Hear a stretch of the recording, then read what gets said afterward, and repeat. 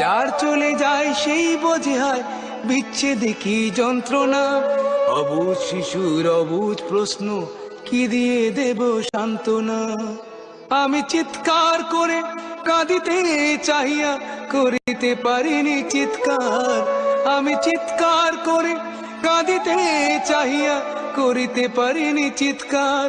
বুকের ব্যথা বুকে চাপায় নিজেকে দিয়েছি ধিক্কার।